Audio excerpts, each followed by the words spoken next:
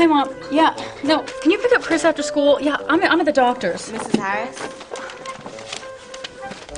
Describe your symptoms. Hang on. Stress, headaches, nausea. Yeah, well, I work on Saturdays. And how long has this been?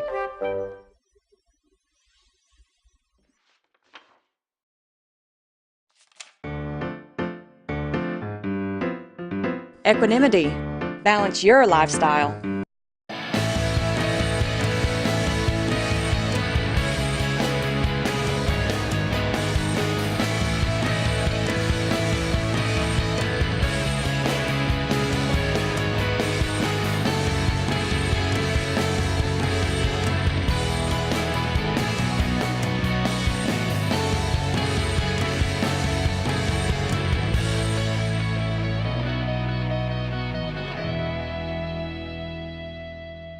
Well, thanks for having me. And we just finished our 2015 Global Economic Indicator Survey, where we surveyed 6,000 entrepreneurs globally.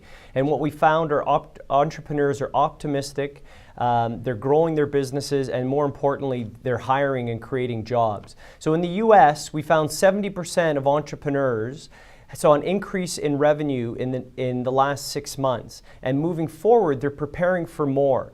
72% are getting ready to hire new full-time employees, so that is great news. It is. Of course, you probably know that, or can guess that I'm an entrepreneur, and I'm looking for 3 worldwide salespeople, and this is the first time I've ever done it on that scale, because now business dictates it, so you're really on the money. Well, that's right, Valder. So you said you're looking for 3 salespeople right now?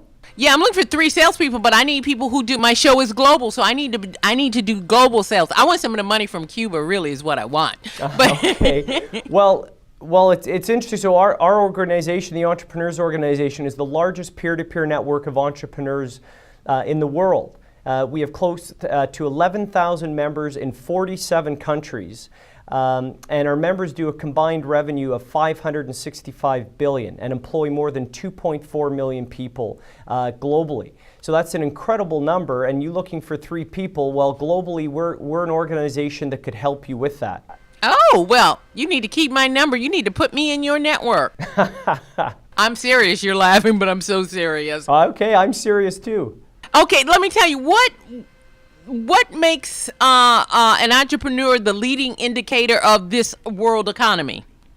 Well, like I said earlier about our organization, we're doing great things around the world. As a whole, our member companies are doing well and they're hiring jobs. But here's a really interesting statistic from our survey.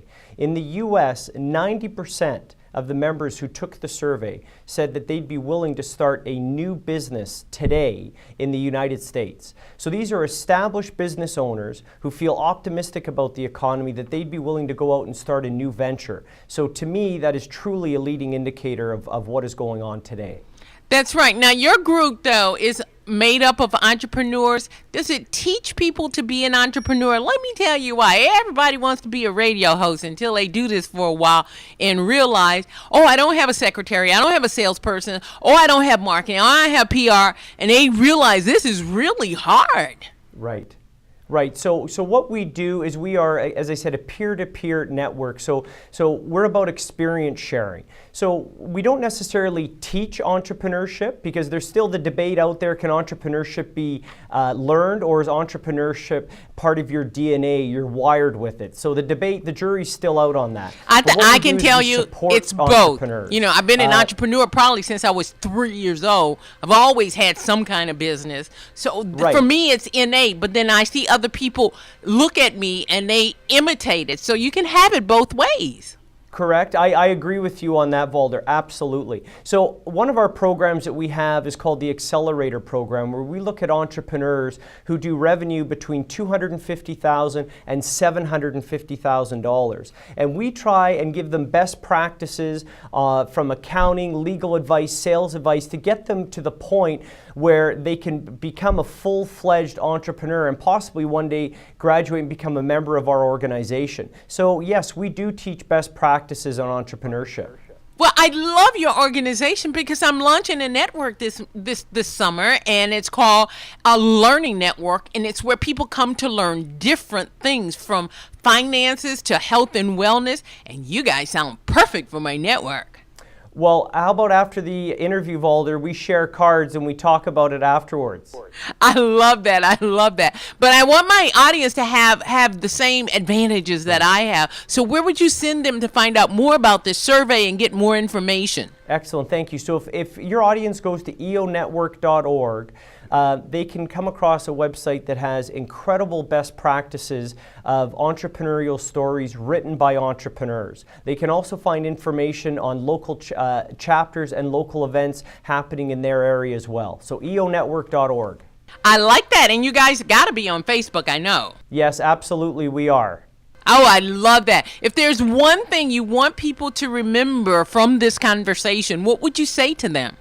Well, I think, Valder, the one thing I want people to remember is we have a saying. We say the best time to plant a tree is 20 years ago. The second best time is today.